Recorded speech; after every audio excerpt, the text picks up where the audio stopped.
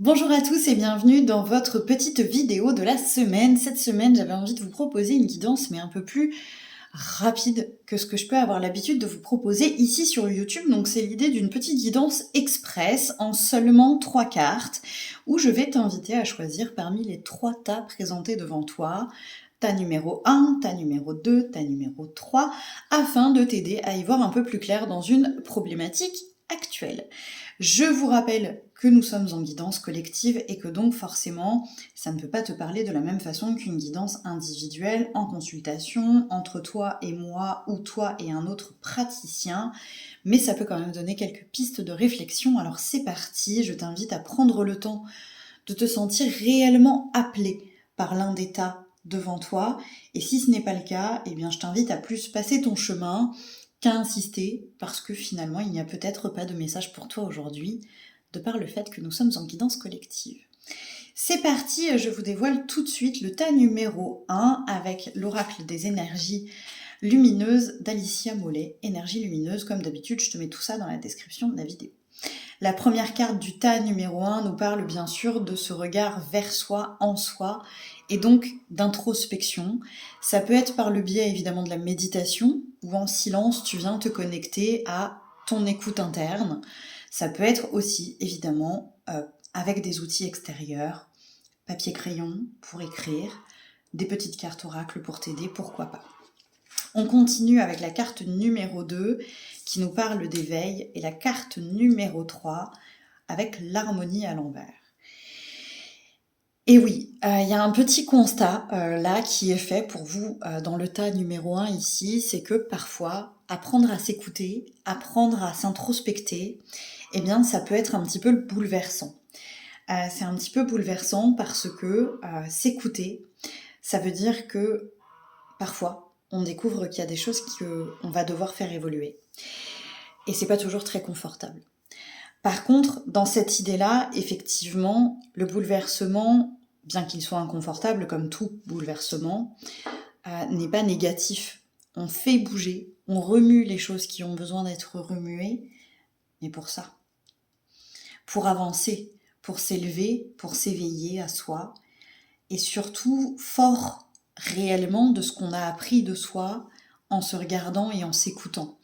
Ça veut donc bien dire que même si c'est inconfortable, c'est pour te servir toi, et j'espère que tu en as conscience, et que donc forcément, cette harmonie un peu bizarroïde, un peu mouvante, parce qu'on fait bouger les choses, reviendra. Tas numéro 2, pour ceux qui l'ont choisi parmi vous, on a en première carte la volonté, donc l'élan, l'envie de faire les choses, et on va aller tout de suite compléter en regardant ce que cela vient nous dire, et là, on te demande si la volonté que tu places, elle est vraiment au bel endroit, au bon endroit.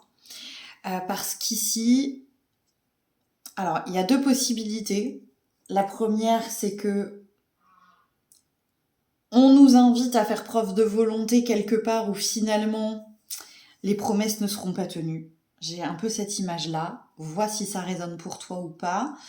Mais j'ai aussi, et je pense que c'est plus ça, pour ceux qui ont choisi ce tas-là, la possibilité de faire croire, laisser penser les autres qu'on a envie de faire ce qu'on est en train de faire, ou se faire croire à soi-même qu'on est en train d'avoir envie de faire ce qu'on est en train de faire, alors qu'en fait, c'est pas complètement le cas.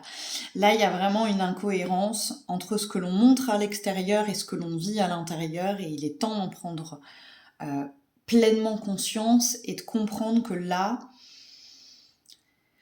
même si on a dit, même si on a eu envie, ça n'est plus complètement le cas, et il est temps de s'autoriser à aligner son discours avec ce qui nous motive réellement.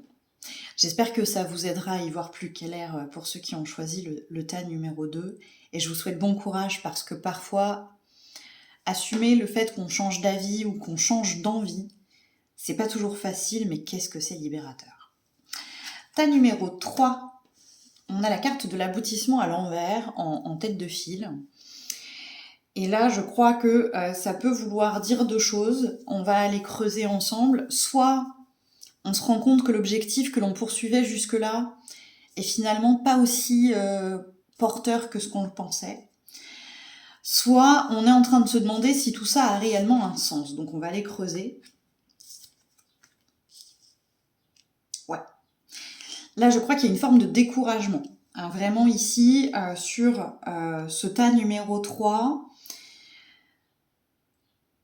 on a peur de se tromper, on a peur de prendre la mauvaise décision, et du coup, on est en train de lâcher quelque chose. Alors, à tort ou à raison, là, j'ai pas à donner mon avis et mon point de vue parce que on reste en guidance collective et que je pense que ça peut parler à plusieurs niveaux, à plusieurs d'entre vous, mais il y a peut-être quand même la notion du fait que ce soit difficile et qu'on ait perdu le sens. Soit le sens était vraiment profond et à ce moment-là, on est en train de se faire défaut. Soit finalement, on se rend compte qu'effectivement, ça n'avait pas de sens et on se rend service. Je pense qu'ici, dans ce tirage-là, les deux sont possibles. N'hésite pas à me dire pour toi comment ça résonne. Si c'est vraiment quelque chose qu'on pensait sensé et où on réalise que finalement, ça ne l'est pas tant. Ou si ça a un sens très important, mais où on finit par se décourager et où on perd un peu l'espoir, tu vois. Dans tous les cas, ce qui est important, c'est comment toi tu perçois la chose. Est-ce que ta décision, elle est vraiment fondée sur le cœur et l'amour que tu portes à ton projet ou pas? Est-ce que ta décision, elle est vraiment fondée sur l'amour que tu te portes et sur l'envie que tu as de réaliser ou pas?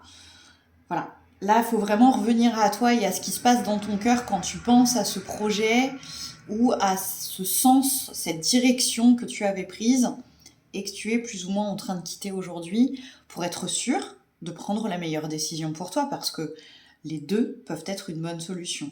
Lâcher ce projet ou continuer, lâcher cette direction ou continuer, les deux peuvent être une bonne décision en fonction de ce que tu ressens, toi, personnellement. J'espère que ce petit genre de tirage un peu plus rapide vous plaît. Ça laisse plus de place évidemment à vos propres ressentis puisque je vais moins loin. J'espère que ça vous aura plu et je vous dis à la semaine prochaine.